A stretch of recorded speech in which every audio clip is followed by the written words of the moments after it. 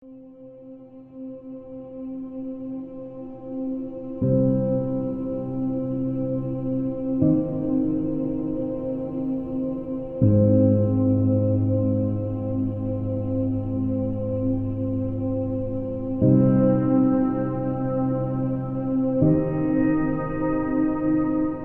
department crews were fighting the fire when the vessel sank 20 yards offshore in 64 feet of water.